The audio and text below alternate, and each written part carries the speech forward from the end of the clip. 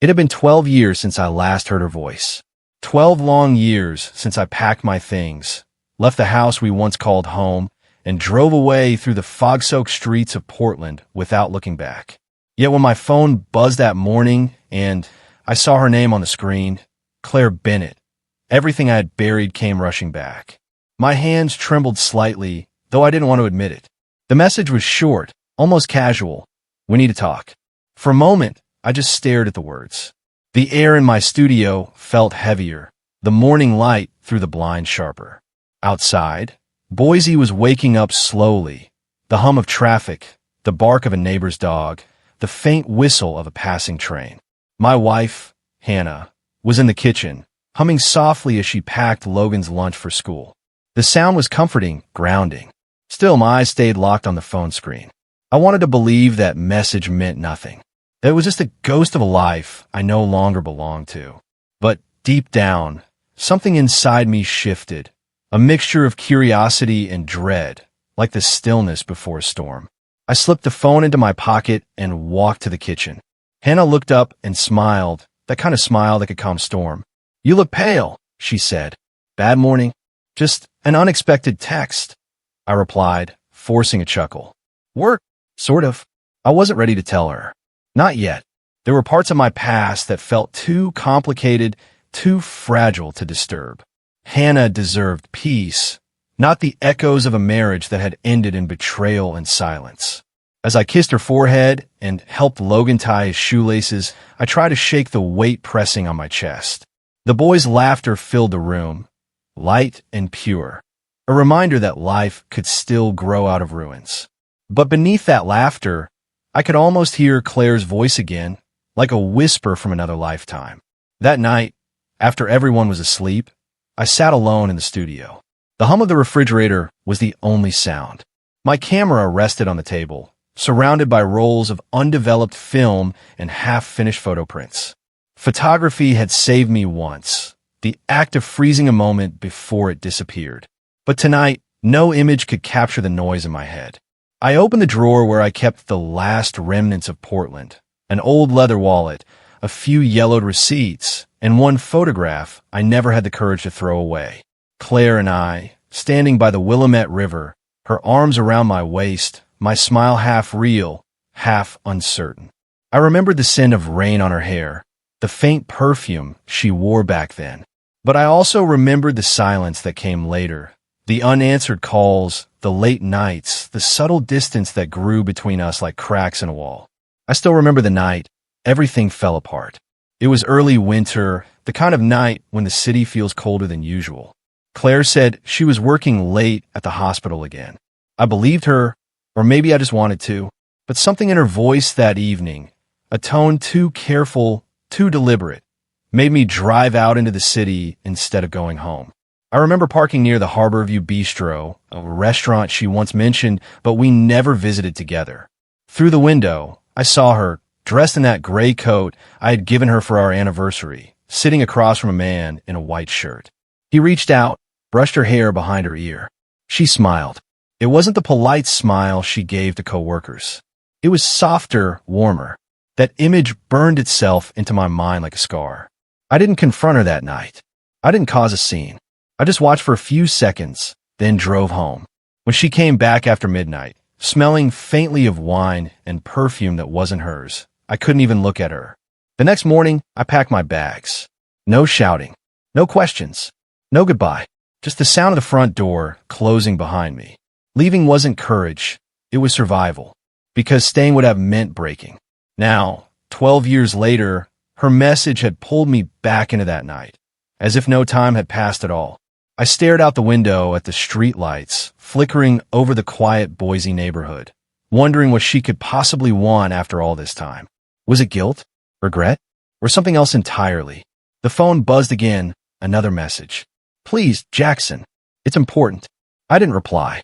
I placed the phone face down on the table and leaned back in my chair. The past had a way of finding you, no matter how far you ran. I thought I had escaped Portland, left its gray skies and broken promises behind. But as I sat there, alone with the quiet hum of my camera equipment and the ticking of the clock, I realized something terrifying. You never really leave the places that broke you. You just learn to live around the cracks. And sometimes, when the night grows too quiet, those cracks whisper your name again. That night, I couldn't sleep. I lay beside Hannah, watching the ceiling fade from shadow to light. Every time I closed my eyes, I saw Claire's face, not as she was at the restaurant, but as she had been when we first met, warm, hopeful, unaware of the wreckage we would become. At dawn, I gave up on sleep and went for a walk. The cold Boise air bit at my skin, and my breath came out in fog. I walked past the bakery that always smelled like cinnamon, past the park where Logan learned to ride his bike. The city was quiet, still half asleep, and for a moment, I convinced myself that I was fine, that the message meant nothing. But as I watched the sunrise paint the mountains gold, I felt a pulse of something I hadn't felt in years. Not love, not longing, fear. Because if Claire wanted to talk, it meant the past wasn't done with me yet. And deep down, I wasn't sure I was done with it either. The morning after Claire's message, I drove to my studio early, long before the city began to stir. Boise was covered in a thin veil of fog, the kind that softened everything: streets, lights, even memories. I told myself I was going in to edit photos, but I knew better. I needed the quiet, the hum of machines, the familiar smell of chemicals and ink, anything that would keep me from checking my phone again.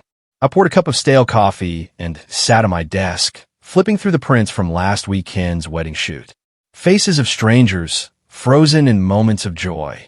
It was ironic how easy it was to capture someone else's happiness while avoiding your own truth. My phone buzzed again. Not from Claire this time, but from Hannah. "Hope your shoot goes well today. Love you." Simple words, but grounding. I smiled faintly and replied, "Love you too." Then, before I could stop myself, I opened the previous message. "Claire's, we need to talk." The words looked smaller now, harmless even, but I could still feel the weight behind them, like a blade wrapped in velvet. It's strange how memory works. One small trigger, and everything comes back, perfectly preserved. The night at Harborview Bistro. The receipt I found the next morning. The smell of her perfume, faint on my jacket. I never told her that I found it, the evidence of her betrayal, but I kept it, in a box. I hesitated before standing up, walking to the corner cabinet, and unlocking the bottom drawer. The box was still there, hidden under rolls of old negatives. A small wooden container with scratches along the sides. Inside were fragments of another life. My old hospital ID badge, a few letters, a couple of photos, and a receipt. Harborview Bistro. 2 entrees. 1 bottle of Merlot. Total, $184.26. Signed, C. Bennett. I traced the faded ink with my thumb.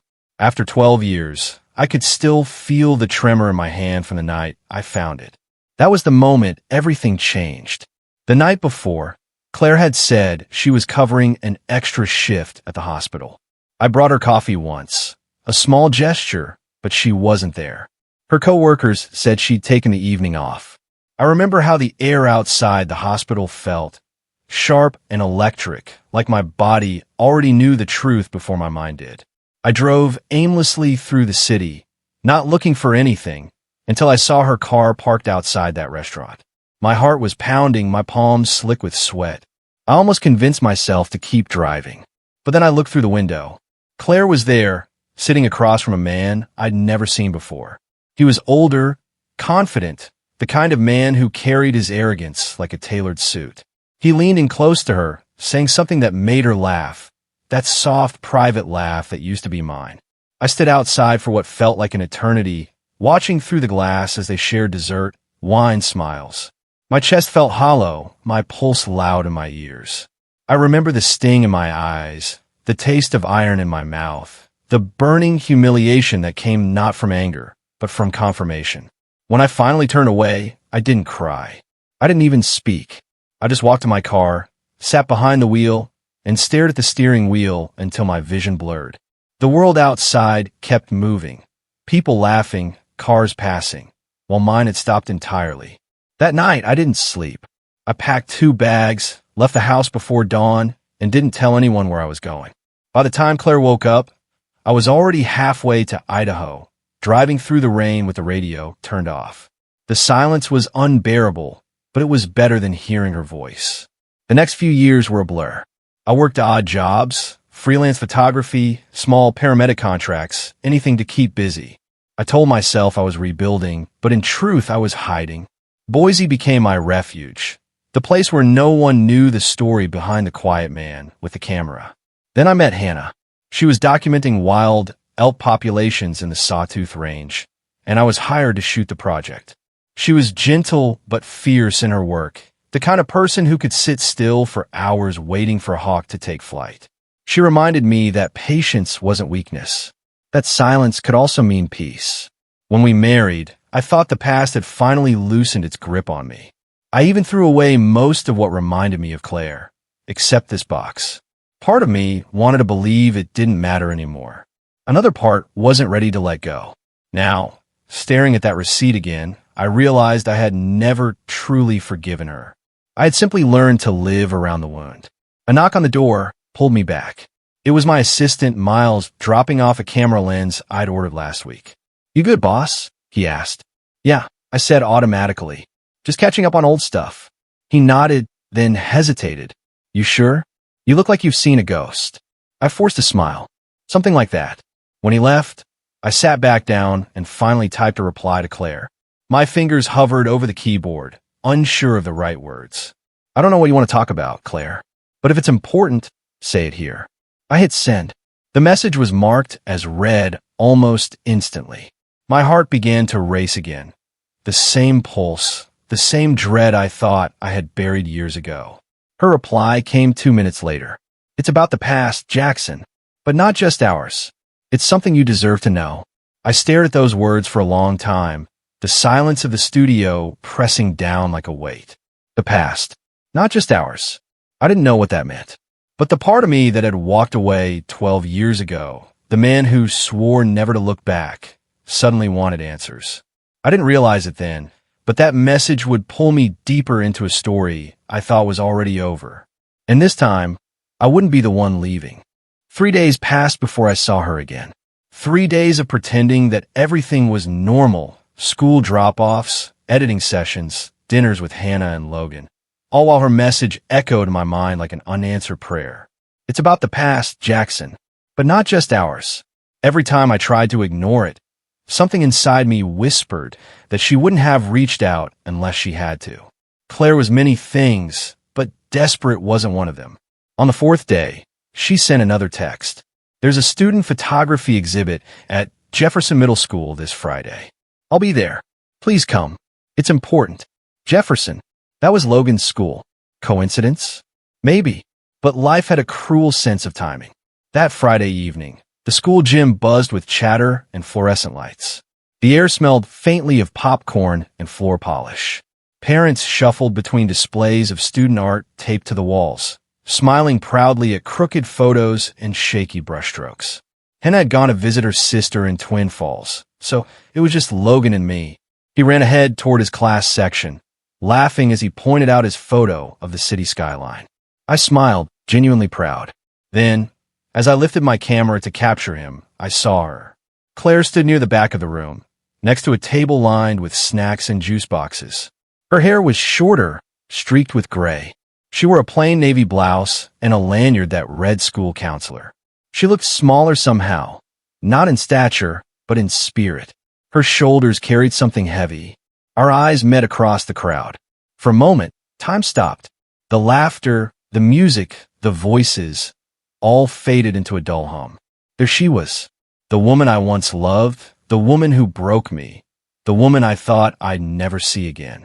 She smiled, not the bright, charming smile I remembered, but a hesitant one, fragile at the edges. I didn't return it. I couldn't. Logan tugged on my sleeve. "Dad, that's my counselor," he said cheerfully. She helped me when I was nervous about my presentation. The words hit me like a jolt. My counselor. Of course. Of all the schools, of all the people, she worked here. With my son. I swallowed hard and forced a nod. "She seems nice," I managed. "Yeah," he said. "She's kind of like you, quiet but smart." I ruffled his hair and tried to focus on the art display. But my mind was already somewhere else, back in that bistro, back in the silence that followed. When the show ended and the crowd thinned out, I told Logan to wait by the car. Then, before I could talk myself out of it, I walked toward her. Claire. Her name left my mouth heavier than I expected. She turned, and for a moment, her expression softened, as if she'd been waiting for me to speak first. Jaxon. Her voice was quieter than I remembered, like it came from a place that had long been empty. Thank you for coming. I didn't come for you, I said quickly, then regretted it as soon as the words came out. She nodded, accepting the sting without protest. Still, you're here. We stood in silence for a few seconds, surrounded by paper crafts and fading chatter. I didn't know what I expected, tears, anger, apologies, but what I saw in her eyes was something different, a quiet fatigue. You look, well, she said carefully. So do you? I lied. She smiled faintly. You were always bad at lying. That almost made me laugh. Almost. Finally, she gestured toward an empty classroom. Can we talk? Just for a few minutes. It's about something that happened after you left. I hesitated, but curiosity overpowered caution. Against my better judgment, I followed her. The classroom was dim, lit only by the setting sun through the blinds. The desks were arranged in neat rows, and the smell of chalk dust hung in the air. She sat down on one of the chairs, clasping her hands together. I stayed standing, leaning against the desk. I know what you must think of me, she began. And you're not wrong. I did things I can never undo. I stayed silent. But what you don't know, she continued, her voice trembling slightly, is that everything fell apart for me after you left. I lost the job at the hospital. My license was suspended because of an administrative cover-up I didn't report. And the man you saw that night, he wasn't who you think. I frowned. You mean the doctor? She nodded. His name was Richard Hale. He was the chief of staff. I thought I was in love with him. But he was under investigation for prescription fraud. I didn't know at first. When the hospital came under review, my name was attached to his records because I handled scheduling. I was part of the collateral damage. The room felt colder suddenly. So you're saying you didn't cheat? I asked, hearing the bitterness in my own voice. Her eyes filled with something between shame and exhaustion. I did, Jaxon. I'm not going to rewrite the truth. I crossed that line. But the story didn't end there. Richard was arrested a year later. I lost everything, the house, the job, my reputation. I moved here to start over. I became a counselor because I couldn't save myself back then, but maybe I could help someone else. I stared at the floor, unsure how to respond. My heart pounded, not from anger this time, but from the sheer strangeness of hearing her speak with such brutal honesty. Why now? I finally asked. Why reach out after all these years? She hesitated, then whispered, because there's something you should know, something about that night, about why I met him at the bistro. It wasn't just about us. Her words hung in the air like smoke, dense and suffocating. Before I could press her, the intercom crackled to life, a janitor's voice announcing that the building was closing soon. Claire stood, smoothing her blouse, her composure returning. I can't tell you everything here, she said softly. But please meet me tomorrow. Same place. After hours. I wanted to say no. I wanted to walk away and never hear her voice again. But the look in her eyes, part guilt, part desperation, kept me rooted. Finally, I nodded once. As I walked out of the building, the last of the sunlight fading behind the hills, I saw Logan waiting in the car, waving at me through the window. His innocent grin grounded me for a moment. The reminder of the life I'd built, the peace I'd fought for. Yet, deep down, something told me that peace was already cracking. Whatever truth Claire carried, whatever she meant by not just ours, it wasn't over. Not by a long shot. The next evening came slower than any day I could remember. Every hour stretched longer than the last, the seconds thick with unease.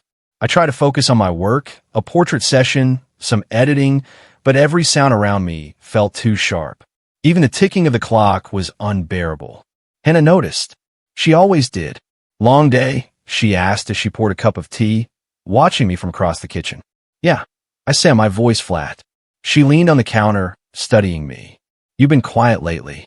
Quieter than usual. I smiled faintly. Just tired. It wasn't a lie, but it wasn't the truth either. There were things I couldn't explain without reopening wounds she didn't deserve to see. Claire's message, the meeting at the school. It all felt like a crack forming beneath the surface of the life we'd built. When Hannah went upstairs to read with Logan, I sat on the couch, staring at the phone on the table. Claire hadn't sent another message. But her last words, not just ours, played in my head like a record stuck on the same line. I grabbed my jacket and left. The school was quiet when I arrived. The parking lot lights buzzed softly, casting long shadows across the empty asphalt. Through the gym windows, I could see only darkness and a faint reflection of myself, a man too curious for his own good. The door was unlocked. Inside, the hallways were dim and smelled faintly of wax and old paper. My footsteps echoed as I made my way toward the counselor's office.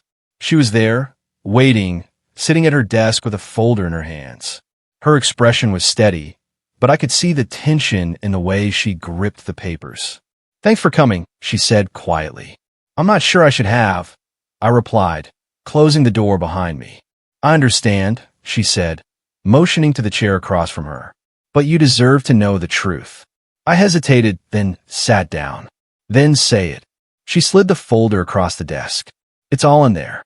Reports, letters, the investigation records, things that were never made public."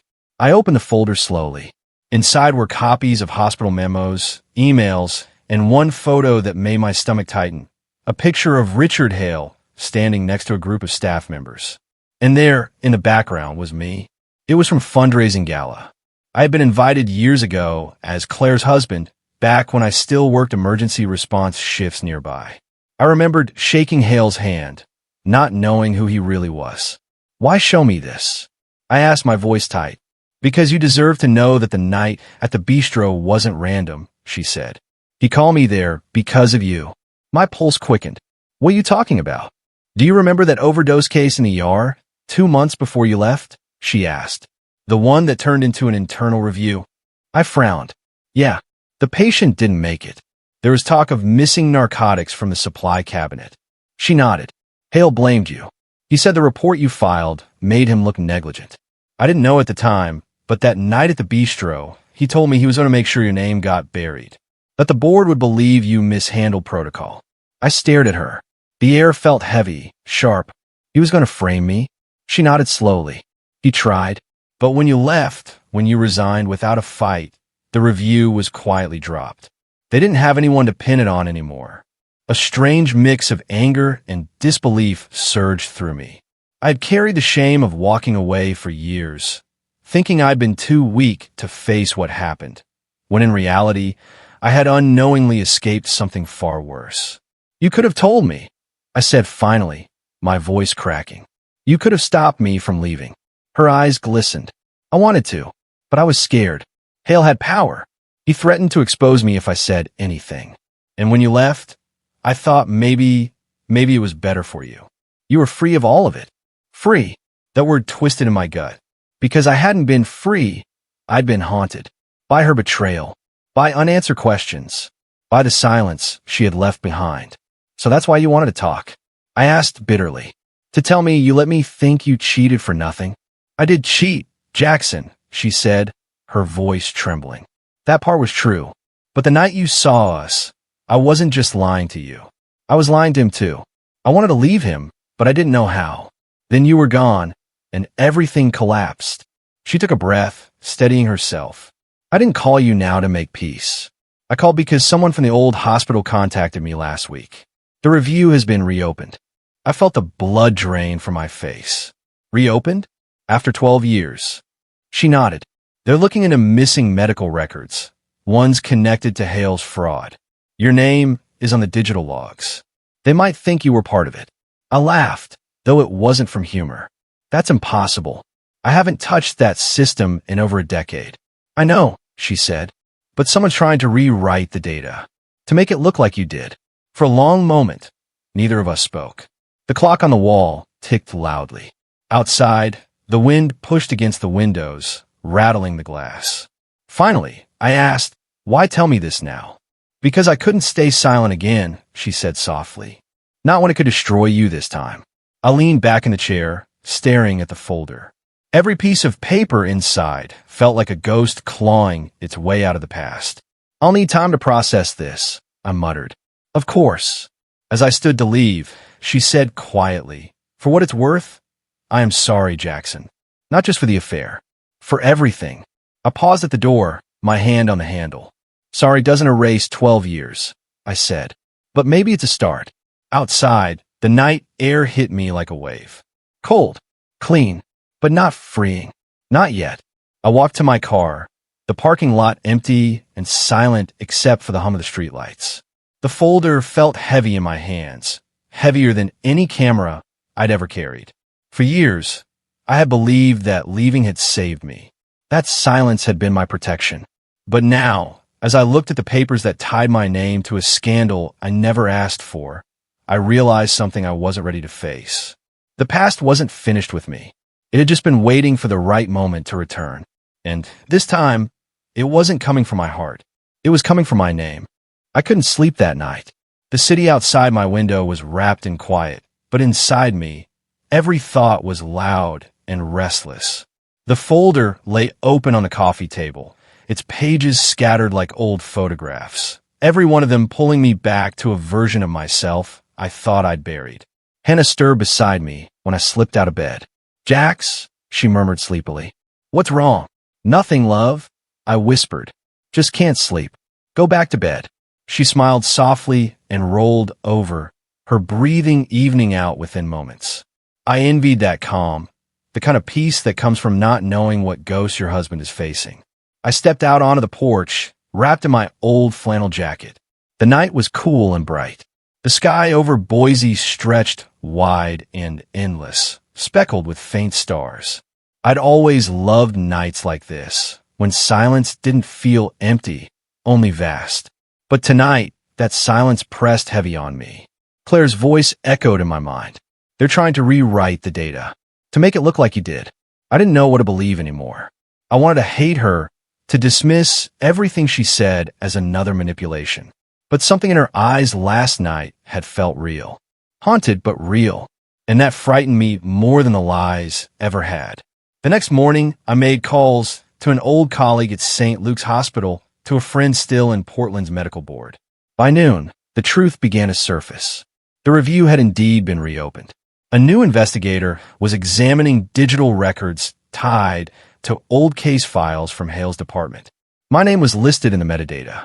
Someone had copied login activity that looked like mine, time-stamped 6 months ago, except I hadn't logged into anything in 12 years.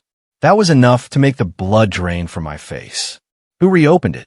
I asked my contact, some external audit firm. She said, "We're still checking, but if your name's in those files, you should get ahead of it, Jax. They could issue a public notice." After the call, I sat in silence, the hum of the refrigerator filling the kitchen. Hannah was still out with Logan, visiting her sister. I should have felt relief that she wasn't here to see me unravel, but instead I felt something close to guilt, the kind that crawls up your spine when you realize the peace you've built is about to break. By afternoon, I found myself driving. I didn't know where at first. The road just led me. But somewhere between instinct and fear, I ended up in front of the school again. Claire was standing by her car, locking the trunk, a stack of papers tucked under her arm. When she saw me, she froze. "I need answers," I said, stepping closer. She nodded. "I thought you might." We walked to a nearby park, the one behind the school playground. The wind rustled the dry leaves, and the sun dipped low behind the trees. For a moment, neither of us spoke. Finally, she broke the silence. "The man behind the audit, it's not random. It's Hale's partner, the same one who handled his finances. He's trying to clear what's left of Hale's record by pushing the blame elsewhere." "You, specifically."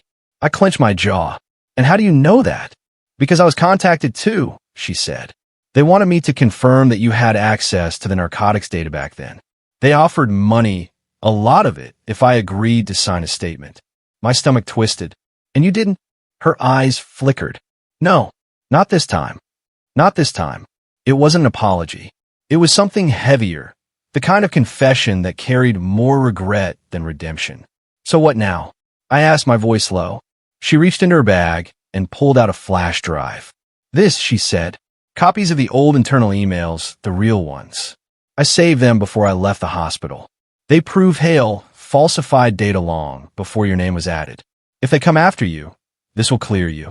I took the drive, feeling the small, cold weight of it in my hand. Why are you helping me? I asked. You could have walked away. She looked at me then, and for the first time in 12 years, I saw the woman I'd once loved. Not the version that betrayed me. Not the stranger I tried to forget, but the one who used to laugh at midnight and believe in second chances. Because I've already taken enough from you, she said. And because I don't want to die knowing you still carry the worst of me. For a long time, we just stood there, two people bound by what was broken, finally facing the wreckage instead of walking around it. When the sky began to fade from gold to gray, she whispered, I'm sorry it took me 12 years to be honest. I nodded slowly, and I'm sorry it took me 12 years to listen. She smiled faintly, tears glinting in her eyes. Maybe that's all forgiveness is, Jax. Just timing. I didn't answer. There was nothing left to say. She turned to leave, walking toward the parking lot, her figure slowly swallowed by the dusk. That night, I drove home in silence. The flash drive sat in the cup holder beside me, a symbol of everything I never asked for, but somehow needed. When I arrived, Hannah was waiting on the porch, her expression calm, though her eyes searched mine. Everything okay? She asked. I nodded. It will be. She stepped forward, wrapping her arms around me. You don't have to tell me, she said softly. I just need you here. I held her tight, feeling the warmth of her against the cold night air. Later, after Logan went to bed, I sat outside again. The same stars stretched above me, endless and quiet. I thought of Claire's words, of the years lost to silence, of the strange peace that followed truth, raw, imperfect, but real. Forgiveness, I realized, wasn't about erasing the pain. It was about letting it exist without letting it own you. For the first time in years, I breathed without the weight of the past pressing on my chest. I didn't need closure from her anymore. I had already found it, here beneath the night sky, in the stillness that asked for nothing and gave everything. I looked toward the horizon where the stars began to fade and whispered quietly to the darkness. I'm done running. And for the first time since Portland, I meant it.